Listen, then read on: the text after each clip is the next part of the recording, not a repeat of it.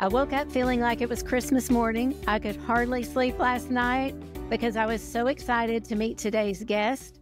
So let's just get right to it, and I'll introduce her to you. It is my extreme honor and pleasure to welcome Dr. Linda Birnbaum to the Tier 1 Health and Wellness podcast. I first encountered her influential work during a deep dive into research on endocrine disrupting chemicals in 2010 when I came across the congressional hearing aimed at raising awareness among lawmakers about the effects of these chemicals on our environment. Dr. Birnbaum is a pioneering toxicologist whose extensive research has critically shaped our understanding of environmental health risk. She has a notable tenure as the director of the National Institute of Environmental Health Sciences and the National Toxicology Program. Following her impactful work at the NTP, Dr. Birnbaum began a significant stint at the Environmental Protection Agency, where she directed the agency's largest research group focused on environmental health for 19 years. Her leadership and scholarly contributions have been instrumental in advancing the field of toxicology, particularly in the study of pharmacokinetic behavior of environmental chemicals, their health effects, and notably endocrine disruptors. Dr. Birnbaum's academic contributions include authoring over 1,000 peer-reviewed publications. She has also served as the past president of the Society of Toxicology and was elected to the National Academy of Medicine in 2010. Dr. Birnbaum's dedication was recognized in 2024 when she was awarded the prestigious Adam Yarmolinsky Medal of National Academy of Medicine, acknowledging her outstanding service and leadership in environmental and health sciences. Dr. Birnbaum continues to enrich the academic and scientific community as an adjunct professor at the University of North Carolina, Chapel Hill, and as a scholar in residence at Duke University. Her relentless pursuit of knowledge and the commitment to public health continue to inspire and drive crucial advancements in the field, and it is my pleasure to speak with you today. So thank you so much, and thank you for agreeing to talk with us. Thank you very much. We're so pleased to have you here. Pleased to have you. I'm happy to be here, and thank you for that amazing introduction also. It is true. I have been following your work since 2010 and have been amazed at your remarkable career. So we want to give everyone the opportunity to learn as much as they can today from your experience. So if it's okay with you, we'll just get right to some questions that we have. Sounds good to me. Would you please explain to our viewers, what are endocrine disrupting chemicals? Well, I think it's important to understand first what our endocrine system does. Our endocrine system are all of our hormone systems, and there are many of them.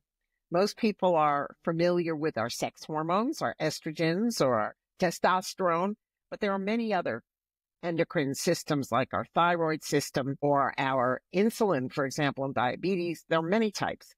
And the important thing about endocrine disrupting chemicals goes back to what the endocrine system does for our body. And what the endocrine system does is maintain our general homeostasis. They're who we are and how we function. Now, I should say that's true when we're adults, but during development and in childhood and during developmental periods or during pregnancy, our hormone systems are absolutely key to our development. So while the impact of hormones in adults is reversible, during development, whatever the hormones do is a one-way street. Very good. Well, it's good to hear you say that they're reversible, because after that 2010 hearing and all the information I read, I talked to Keith and I was like, we are just doomed. This is going nowhere good. There's no hope for the future. But now we're starting to learn that there actually is some improvement in some of these areas. Well, think about, for example, birth control pills for women. You know, when you take the pills, you can't get pregnant. When you stop taking them, your hormone system resumes its normal patterns and you can. So I think that's just an example. But during development, for example, if you think about something like vitamin A, which is really a hormone, and during development, if it's not there at the right amount at the right time, you can actually get birth defects. So what are some common sources of endocrine disrupting chemicals? Well, first of all, realize there are hundreds and hundreds of endocrine disrupting chemicals, And there are many more that we just haven't learned about yet. But many endocrine disrupting chemicals, first of all, I should state that there are lots of drugs are endocrine disrupting chemicals, but they're disrupting our hormones, as I mentioned, birth control pills, for a purpose. So that's good because then they can be reversed. But a lot of common sources of endocrine disrupting chemicals are plastics, have many endocrine disrupting chemicals, which have been added to the plastic, sometimes for flexibility, sometimes for strength, but they can come out and impact us. For example, certain times our water may have endocrine disrupting chemicals in it. I think that one of the biggest sources is our food. People forget that food is made up of hundreds and hundreds of different chemicals, but sometimes there are chemicals that we don't want, which can be present. So we've known for probably hundreds of years that you didn't let sheep in the clover because there were chemicals in the clover that could cause the sheep to abort the fetuses that they were carrying. That's an example of some endocrine disrupting chemicals. So, endocrine disrupting chemicals are not necessarily ones that were chemically synthesized. They could be perfectly natural as well. Well, I'm glad that you brought up plastics because I recently heard you say on a YouTube podcast that you were on that we should really consider the life cycle of plastics. And I had never really thought about that, but the more I thought about it, I thought that's really important for people to understand. Could you tell us a little bit about that? So plastics are basically polymers, which means you have a small chemical and then you hook lots of the examples of that chemical up together to make your plastic. And different kinds of small molecules can be involved. But in addition, as I just mentioned before, there can be other chemicals that are added to make this polymer more flexible or stronger.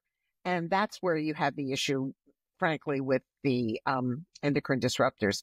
But with any kind of chemical, it has to be, or product, it has to be made, it has to be used, and then eventually you get rid of it. And that's what we call the life cycle, kind of from birth to death of a product. You can have the chemicals that are used to make that product can leach out into the environment when you're making the product. Sometimes they can leach out during the use of the product.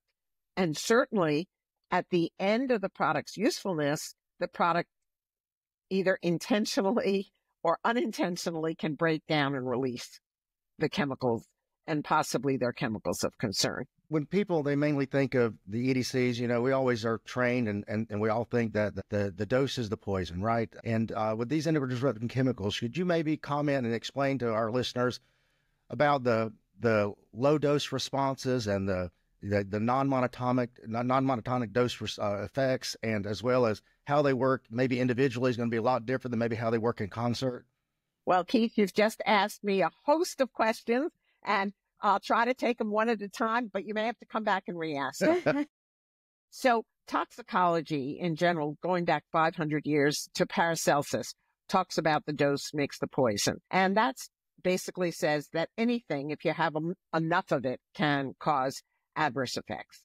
But it's much more than the dose that makes the poison. It's also the timing. Was it a single, say, high dose effect, or was it something where you get exposed repeatedly to very low doses over a long period of time? And you can see very different things occur if you have, say, what we would call an acute or a chronic kind of effect.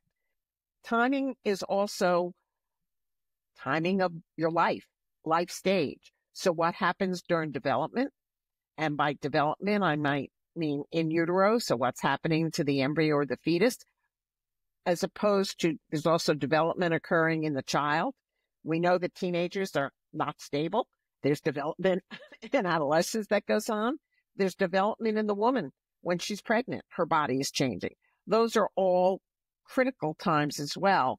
And what a chemical does during those developmental periods may be very different than what happens during a stable period of life. So you have timing, which is actually like, minutes, days, or years, versus timing of life. Then there's also the inherent susceptibility. People are not all the same. We all know that. We accept that people are different. But the point is, their differences come not only from their genes, which is obviously, but from the past experiences that they've had, from their social conditions under which they live. What else are they doing? What's their nutrition? Can all impact how you respond. Now, I made the comment that you can get very different effects if you have, say, acute versus chronic exposure, or exposure during a developmental stage versus stable stage. What happens at low doses, people used to think, okay, if it's a high dose, I can extrapolate back to a low dose and, I'll get to the point that nothing else happens. Well, now we're on just different things happen at different doses. So, for example, especially in the endocrine field, where endocrine, our normal hormones or endocrine disrupting chemicals often interfere with a very specific receptor. And if you think about a receptor as the lock and the hormone is the key that opens that lock, what can happen is at different doses, you can have different locks and keys causing different responses to occur. So it's not that people are wrong extrapolating back from a high dose to a low dose. It's that different things may actually happen at very low doses. Then, in other words, the chemical can cause a different response at a low dose than it can at a high dose.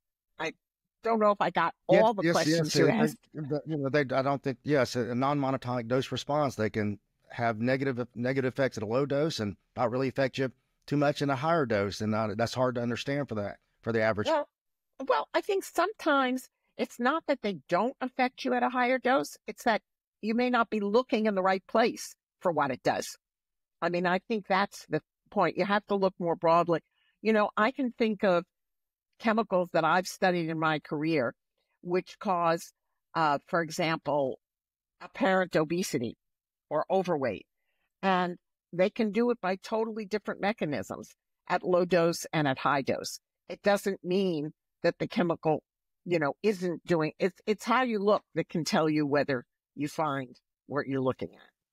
I think what's most concerning to me and maybe others is the way we study chemicals is one at a time.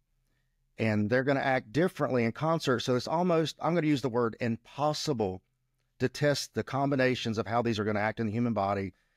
That's why I think that we're just swimming upstream when it comes to battling the EDCs in our environment, that where there's no way, it wouldn't be in our lifetime. It's certainly not going to be in our lifetime that they're able to test them all, and certainly maybe test them in concert with each other. I don't know if it'll be in anyone's lifetime, but certainly that's almost an impossible task, I would think. Well, Keith, what you've done is really, point out the problem that we live in a soup of chemicals. And at least historically, in general, we've been looking one at a time, which not only doesn't reflect reality, but doesn't tell us what we need to know. That there have been attempts to, for example, look at the totality of what's in our drinking water and see, can we see an effect? Those are very difficult studies to do, but there are approaches that are being used more and more today, which I think are helpful. First of all, we can begin to approach chemicals as groups of chemicals or classes of chemicals. So I have to say, I think we've been very, I'll call it, not very bright. When, for example, we'll find chemical A causes adverse effects. And so then we switch to chemical B because we can still make whatever we want to make and it'll do whatever we want to do, but we don't know anything about it. So we think, well, it's not chemical A. We're better off with chemical B. And then what happens when we start studying chemical B? Well, it just does what chemical A did, or very, very similar. So then we go to chemical C, and that does the same kind of thing. So we have this kind of what we call politely unfortunate substitution. Sometimes we call it whack-a-mole, where we just switch from one chemical that we know is a problem to something that we don't know anything about.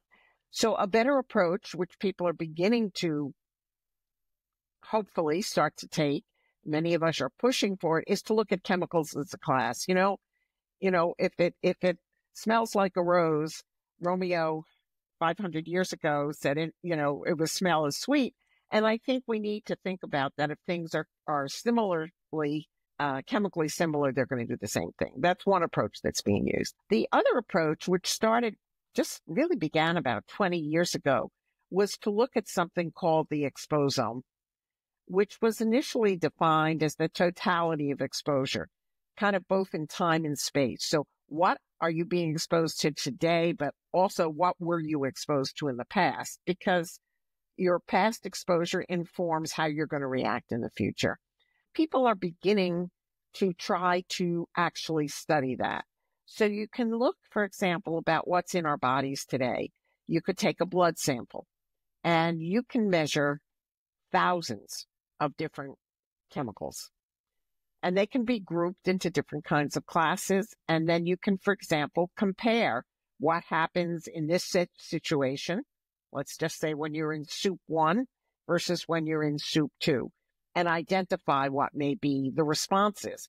Because it's not only the chemicals, it's how do you respond to them. So the exposome can look at things like what's in our environment, trying to get a measure of the totality there. It can look at what's in our bodies. And I mentioned blood, but there are other bodily fluids that we also look at to try to understand what's present. And then we can look at how is our body responding. And so we can look at all the metabolites that are present in our body, things like, what's happening to our levels of glucose, what's happening to our levels of proteins, what's happening to our levels of lipids. And those things can be looked at. And I have to say, this is where the computational power that didn't exist 20, 30, 40 years ago can become so powerful, because we can begin to compare these different conditions and say, okay, this is the soup, here's the response. So people are beginning to try to approach this. For years, we would just take, okay, I know I have to look at mixtures. I have to look at more than one chemical at a time. So what did you do? You looked at 2 chemicals. Well, maybe better than one, but it's not the whole story. The other thing I see with research, the problem is we can't do randomized controlled trials on humans with chemicals. So it makes it much more difficult, I think, to see the impact that a chemical has, because we don't have the control group to compare to. How do you guys get around? I mean, how do you? There are kind of 2 issues here. The issue of when is it legitimate and ethical to expose people to something. And I can tell you that for many years, we did studies like with air pollution, where you would actually put people in a chamber and pipe in outside air. Okay. Now, you wouldn't go higher than the outside air people could get. But, if you're standing on a busy street corner, say in a big city, your air pollution is different than if you are out in the country somewhere. So you could do those kinds of comparisons. They were very, very informative. But that's very rare, right? We're never going to take something that we are concerned is an endocrine disrupting chemical and intentionally expose people. But we do have a gradient of exposure naturally occurring in the population. So you can take people from a population and look at the various amounts of exposure they have. That's one way. I mean, people have heard epidemiology really means the study of humans. And the observational epidemiology studies are what we do when we're looking at environment. And there are a number of things that give us confidence that what we see when we're observing what's happening in a population actually is real. And some of that is you don't have the data from just one population.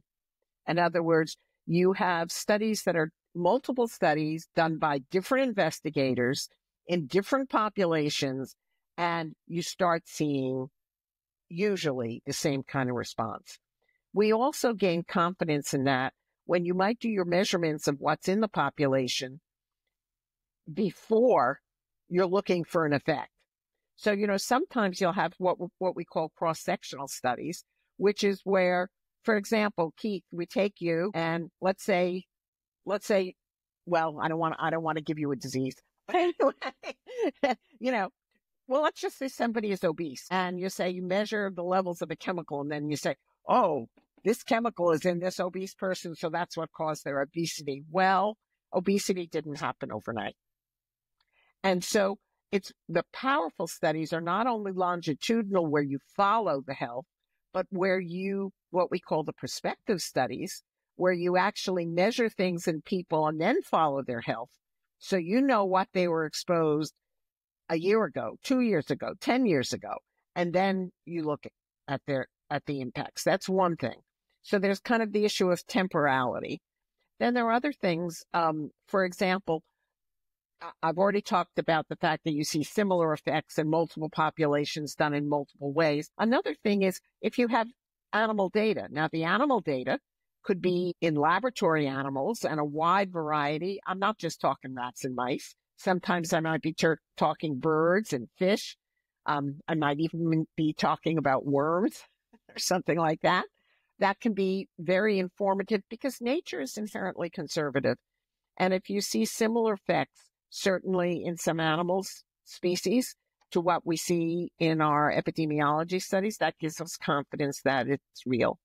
And then a third approach is what we call mechanistic studies, where we might actually try to understand, and we might do this first in our animals. We might, what is causing, using obesity as an example, how does this exposure associate with cause obesity? And there we can clearly have a cause and effect. And then we can say, do we see the same thing happening molecularly or biochemically in our human population? And sometimes we can do that by just taking a blood sample and saying, do we see this change? Sometimes we can do it by taking cells for our animals or cells, for example, from humans and showing that the same processes occur. Sometimes we do it today computationally, where we can actually model and see the effects. So there are a number of approaches that kind of come together to increase our confidence that what we are seeing is a real effect from a certain exposure. What are the known health implications of endocrine disruptors on the human endocrine system as well as the environment, the things that we know? Okay. So let's say the things that I think are most obvious are impacts on reproduction, because we know that our hormone systems are key there. We see that in wildlife.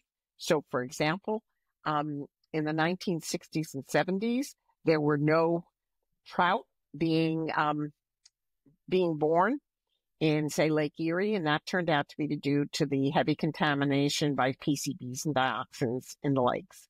We know that in other populations, we see it's easy to look at a large population, for example, of fish or birds. We saw that impacts that there were the associations with lack of reproduction, or problems with the health of wildlife. And as I kind of said a minute ago, nature's conservative. And I think when we ignore what we see happening in wildlife or domestic animals, we do it at our own risk, because in general, they will see the same kinds of effects as we do. I think I've wandered off a little bit your question, Angie. You're saying other kinds of effects. So it's not only, say, fertility and reproduction, it's impacts on development that can occur. We also see, for example, I think those are some of the most obvious, but I think many of you may be familiar with more and more people are having thyroid problems. And of course, our thyroid system is one of our endocrine systems.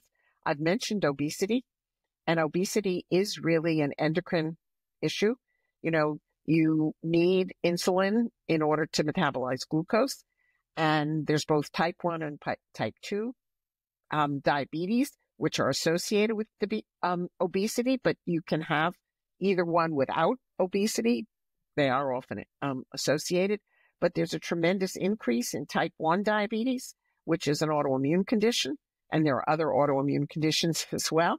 And then you also have type 2 diabetes, again, which in many ways, and obesity, both of those things are associated with some endocrine disruption as well. So you can pick pretty much any system. hormones play a key role in that system. I mentioned autoimmunity, and I think many people are aware of the fact that autoimmune diseases are more common in women than men. And there's clearly an endocrine role, for example, in those conditions as well. I would say that our health is extremely dependent on our endocrine system. And as you perturb it, you're likely to have health impacts. Well, let's talk about, speaking of, let's talk about testosterone for 1 minute. We know that men's testosterone levels have been declining significantly for the last several decades, and they kind of coincide with the increase in industrial chemicals that are being produced, as do all the endocrine disorders that we're seeing. You know, they run parallel. But with testosterone, you know, as you mentioned, in the during fetal development, that's a one-way street, right? It's not reversible. And so anything that can affect testosterone levels during fetal development, or maybe even during the neonatal period, hasn't it been shown to lead to disturbed testicular development and result in reproductive organ abnormalities such as hypospadias and cryptorchidism and reduced anal genital distance, which you've mentioned before? And also some of the data out there, the research, and this might, you know, hit a nerve for some, but it can also lead to gender identification issues, as well as negatively affect neurobehavioral development and really increase the risk of hormone disorders later in life. I think you're spot on with much of that. When you're referring to the increase in cryptorchidism and hypospadias and testicular cancer, for example, this is part of something called the testicular dysgenesis syndrome, which is related to endocrine disruption during development. We know that there are many chemicals which are associated, not all of them with all parts of that syndrome, but some of them parts. So my colleague Shauna Swan has published a book about a year or two ago called Countdown, in which she predicts that most men will be infertile by about 2050 and that's associated with a decrease in sperm count, which is being seen certainly in all the developed world. The data, it's not that it's not being seen in the less developed world, it's just we don't have the data to confidently say that we're seeing it there as well. So I think that there are a lot of concerns. I think people don't understand that the way that you get estrogen is it basically comes from testosterone. And so during development, the female brain, the levels of testosterone get converted to estrogen in specific regions of the female brain. And that is absolutely essential. So if you don't have enough testosterone, you're not going to have enough estrogen in the brain when you need it. So those are examples of how everything is kind of connected and very, very, very important. You know, there is data that said we do know that the female brain and the male brain have some differences, actual structural differences. And a lot of that, again, has to do with the hormonal impact that occurs during development. And so there's a range. And, you know, so I don't want to say ultra female to possibly having more and more male content, for example, in the brain. And that's just the reality. It's not a clear, you know, it's not like a switch that says this is one and this is the others. There's actually a gradient. But there certainly are concerns if we alter that developmental milieu, that we are going to alter what happens down the road. Well, I don't think that a lot of listeners understand that the testosterone and the sperm go together.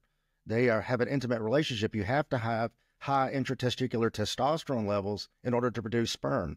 And when one lowers, it's going to lower the other. So they really go hand in hand. When you said everything was connected, that is absolutely true. Yes, I agree.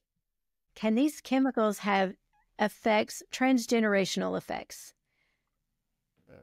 The answer is yes, and that's very concerning. In other words, what grandma or grandpa ate or did, we may see in the grandchildren, and we're beginning to wonder whether we can see it beyond that. And we're not talking about changes to your primary DNA structure.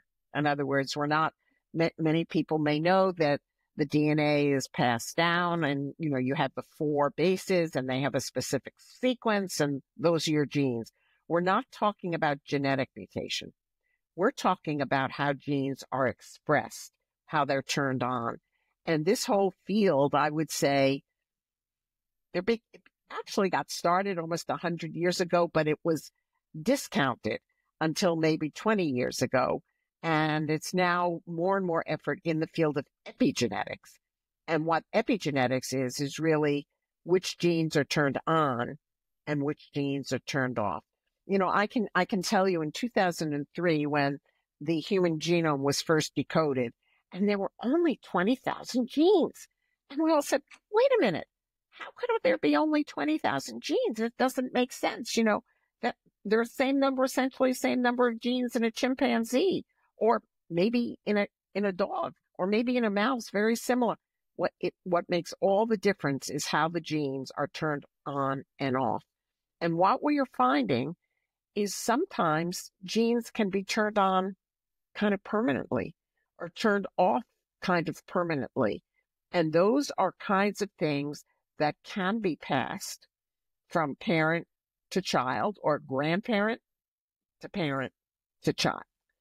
And we have that data first appeared, I want to say about 30 or 40 years ago. We first saw it from studies of populations, one in the UK and one in the Netherlands. And they were looking at grandparents and grandchildren where the grandparents had suffered during World War II. And they were looking at, it was called the hunger famine, but it wasn't really famine like we've seen horrible pictures from Ethiopia or Somalia or something in the past 30 or 40 years. But there wasn't adequate nutrition. And what they found is that the grandchildren were at increased risk of a number of chronic non-communicable diseases, things like obesity and diabetes, heart disease and cancer.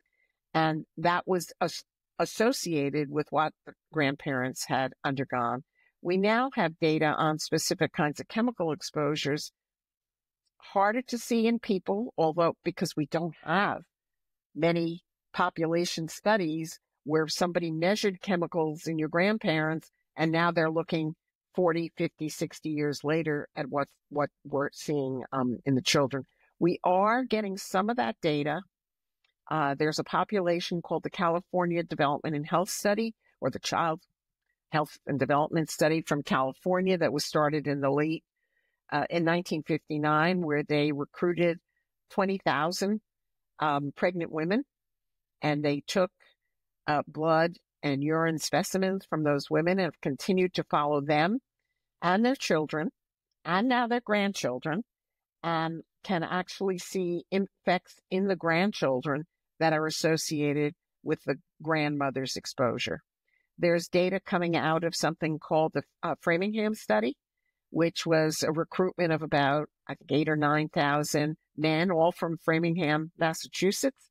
And that was initially focused on heart disease. Now it's looked at many other things, but they had lots of biospecimens. So they can go now and they're looking at the children and the grandchildren. And there are a couple of other populations where that kind of information, where we have some data that we can ask those questions.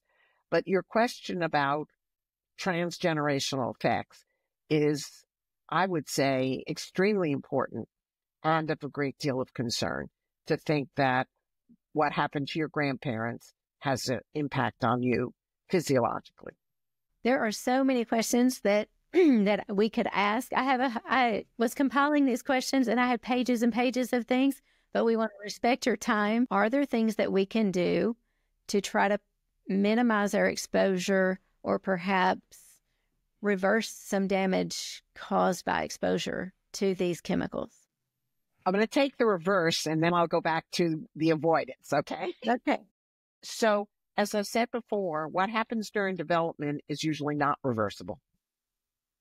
What happens as an adult, you may be able to reverse. And, if you know what's causing the problem, you may be able to reverse it. So that's the good news. For how you can avoid exposures to endocrine disrupting chemicals, it's very difficult. It involves changes in individual behavior, which in some ways is much harder to do than policy changes. Well, maybe harder to get the policies to change, but if you change the policy, you'll impact many other people. but there are things you can do, things you can intentionally avoid. So I'm a pragmatist. I do things that make sense to me, and that I can easily do. So I stopped microwaving in plastic 30 years ago. Why? Because anytime you heat something, chemicals move more rapidly. It's dependent upon the warmer it is, chemicals will move more quickly. So I don't necessarily, if I buy something in the store and it's in plastic, I don't necessarily get home and immediately put it into a glass or a paper container. I mean, there are people who do that. I kind of don't have the time for that, but I never would heat or warm something in plastic. If something is hot, I don't put it in a plastic container. I wait till it cools. I mean, those are kind of simple things that I do. If I know, for example, that there's often a problem knowing what's in things. So a major source of endocrine active chemicals is often cosmetics or personal care products. Sometimes it's hard to know what's in them and what's a problem. There are certain websites you can go to get information so that you buy sunscreen that has less endocrine active chemicals, or certain kinds of makeup, for example, that has less endocrine active chemicals. And I would go to those websites. So there's something like the Environmental Working Group has excellent websites, the Green Science Policy Institute. I happen to eat a lot of fish, but there are certain foods that have fish advisories on them. I would say that what we get from FDA or EPA is often not as up to date as I'd like to know. So then I do go to, say, the Environmental Working Group's website and get the information. I mean, years ago, I learned that, for example, things like the dioxins and PCBs, which are stopped being intentionally made 50 years ago, and yet they're in all of us today. And I know where they go, say, in the fish or in the animals. So, I happen to love salmon, but, I try to avoid the fatty parts of salmon. So I don't eat the skin because that's where a lot of the contaminants might be. For other kinds of fish, it might be somewhere else. So I do what I can that makes sense to me. Yeah, the more you dig into it, I didn't know the paper cups that you get the to-go coffee in. The inside is lined with like a coating. And when you start reading about it, okay, they pour hot coffee in there and that plastic type coating, like over time, the longer the coffee's in there, there's the potential for it to leach out into the coffee that you're drinking through a plastic lid. And it's like, then when you start, the more you read, it like makes you afraid almost to do anything. And then Keith and I have talked about, for our stage in life, I mean, is it just too late for us? Should we not even worry about it? I mean, if we had young people in the house, it might be a little bit different. But well, let's just say there are things that I do that I will not let my grandchildren do. Because the issue, I mean, I guess in some ways we all say, oh, well, so it's too late. On the other hand, we don't know how some of these types of chemicals may impact aging. And we all want to live as healthy as we can, as long as we can, without dementia and that kind of thing. So, but I totally agree. I mean, I would never let my girls growing up forget, like, say, swordfish for them because of the mercury. Well, there are other sources of mercury and the levels have come down in swordfish, but, there were certain things that I was very strict about with the kids or with pregnant women or young men, because sometimes we forget that dads matter. And there are impacts on sperm that can occur preconceptionally, and we want to avoid that kind of thing. Speaking of websites, before we let you go, Angie pulled up a website I found very interesting that gives you your local groundwater contamination. There's a website you can pull up that will tell you all about that, and that was fascinating in that it was everywhere. I mean, there was nowhere in our area that appeared to be. Are you talking about PFAS? Yeah. PFAS are everywhere. I often say everywhere in everything and in all of us, which is true. We all have this stuff, and there are 15,000 or more of them. Not all were intentionally synthesized. Some of them are breakdown products from longer, bigger PFAS, for example, that are made. And essentially, it's not only in our groundwater, but it's in our, almost all of us have some in our drinking water. But for most of us, unless your water is very heavily contaminated, food will be your major exposure source. It's good to hear. That was one big question I had, was about the water, because when I did pull up on the environmental working group, our zip code, and it tells us all the contaminants, and, some things were, 400 plus times the limit that's recommended. And it says it's a cancer causing chemical. And I mean, there's all these things. And I was shocked. And in the past, when we've lived other places, we've bought, like whole house water filters and different things like that, reverse osmosis. Do you recommend water filtration systems? And if so, what type? I think you need to have a better handle of what's in your water. And then you have to know different filtration systems will remove different things from your water. So the granular activated charcoal will remove many organic contaminants. It will remove some of the most common PFAS, but it doesn't do a good job with some of the new alternatives, which may turn out to be just as bad. So I think you have to know what's in your water to pick what's the best filtration system. The EPA does have websites that will provide information on what are the good filters to use in your area. Overall, our water is still, municipal water systems in general are still better than, say, non-treated water often. But you have to know what's in your system to know, what to do with it. I mean, what we used to, or many people will walk around buying water in plastic bottles, and you get a huge dose of microplastics every time from those bottles. So that's probably not the best solution. Well, we would love to have you back if you are open to it, to talk more about some of these things, particularly PFAS. And I was really interested in your information about fluoride. I'd love to have you come back if you're open to that. But we've enjoyed having you today so much. I'd be happy to do that, and those are some of my favorite, and I say that in quotes, topics of the moment. Well, I think it's important for people to know, because the average person really, I think, doesn't know what's going on. They really just don't know the dangers that are around them. So anytime we can raise awareness and bring attention to it, we definitely want to do that. Well, I appreciate the efforts that you make, and I look forward to speaking in the future. Thank you so much. So much. I do appreciate it. Thank you. Okay. Have a wonderful day. Thank you. You too. Bye-bye now.